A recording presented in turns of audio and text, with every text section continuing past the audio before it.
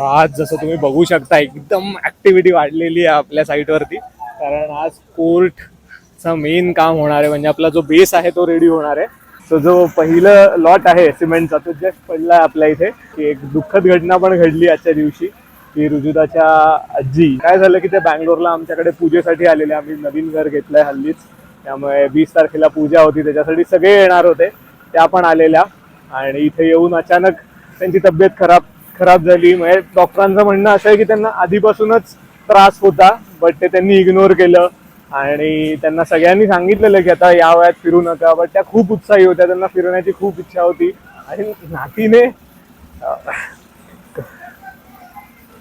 आणि नातीने घर घेतलंय, त्याच्या पूजेला जायचं म्हणून त्या इथे आलेल्या. बट आणि त्यांचं माहित नाही आता, ते त्यांच्या नशिबात लिहिलेलं होतं कदाचित की त्यांना इथे येऊन दुर्गती प्राप्त झाली.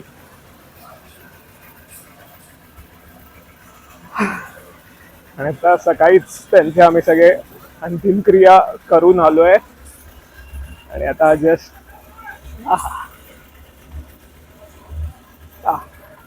आणि आता जस्ट म्हटलं काम चालू आहे तर यावं लागेल इकडे पण, म्हणून आलोय.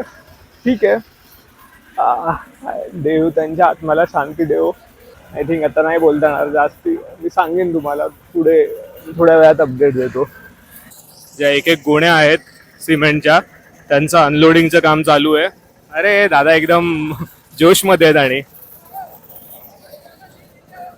जे आपल्या बिग बॉस मध्ये रोशन दादा आहेत आपल्या सगळ्यांचे लाडके, तेवढाच जोश या दादांमध्ये सुद्धा आहे. हे जे आहे याला ऍक्च्युली मिक्सर म्हणतात.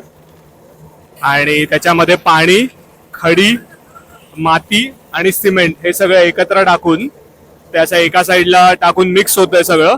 आणि देन दुसऱ्या साईडला त्याचं जे मिक्सर आहे ते इथे याच्यामध्ये काढतात.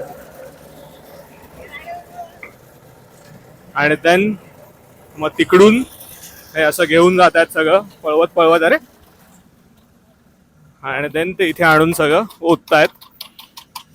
आणि देन आता जसं तुम्ही बघताय की वरचं जो सरफेस आहे ते अशा प्रकारे ते लोक प्लेन करतात. सो एक टोटल 5 इंचचा आपला लेअर आहे.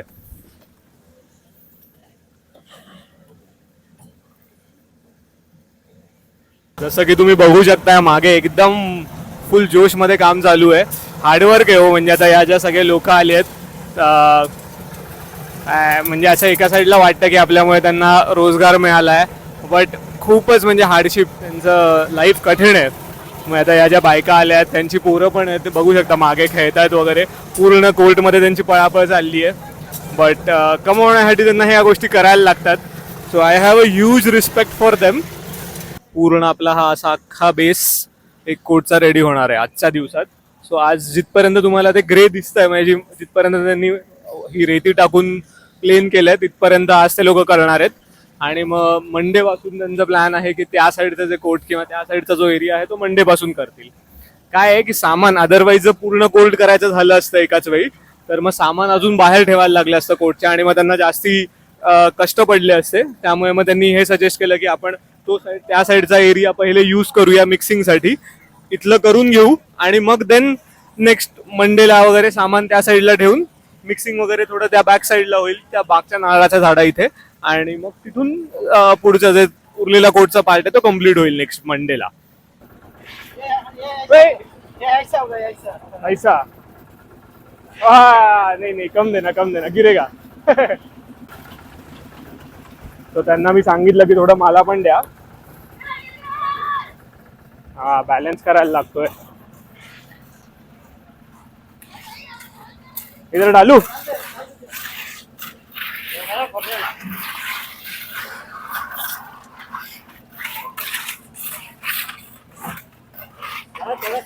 बस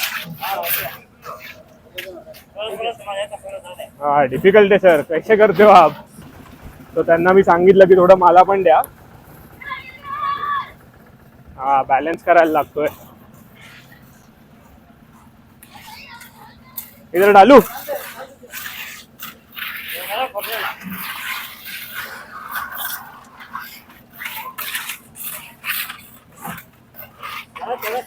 बस हा डिफिकल्ट आहे सर, कैसे करते हो आप? सो आता मी जस्ट ते जे घेऊन चालले आहेत ना ते ट्राय करून बघितलं.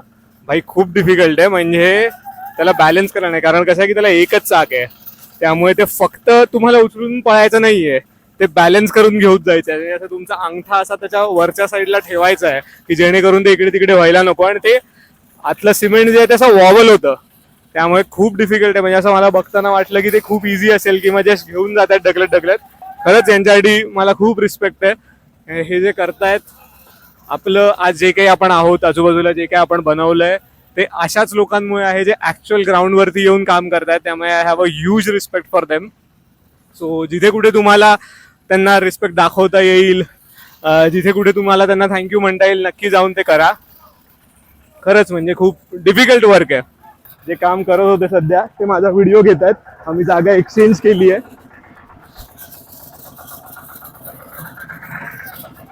हा बापरे डिफिकल्ट आहे.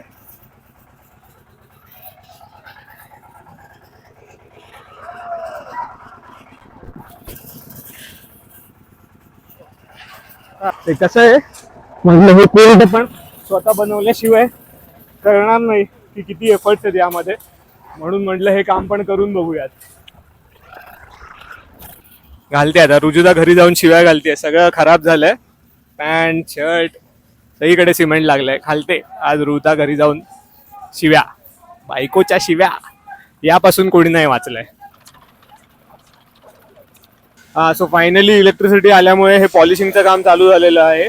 सो वरनं ते सरफेस असं स्मूथ करतात आणि हा जो माझ्या मागे तुम्ही ब्रश बघताय तो त्याच्यावरनं असा एकदा फिरवणार, जेणेकरून काय म्हणतात त्याला ब्रश फिनिशिंग किंवा अशा थोड्याशा रेषा रेषा येतात सरफेसवरती, जसं की तुम्ही बघताय इकडे. तर त्यामुळे काय होतं, रिसर्फेसर जेव्हा आपण ह्याच्यावरती लावणार, कारण ह्याच्यावरती 8 लेअर येणार आहेत, बट सर्वात पहिला लेअर रिसर्फेसरचा असणार आणि त्यामुळे एक पॅटर्न असल्यामुळे त्याचा रिसर्फेसर याच्या एकदम घट्ट बसणार. असं त्याच्या मागचं सायन्स आहे. त्यामुळे एकदम स्मूथ असा सरफेस आपण ठेवणार नाहीये, त्याच्यावरती रिसर्फेसर लावण्यासाठी आपण त्याला थोडंसं ब्रशने स्क्रॅच करणार 0.5 to 1 mm.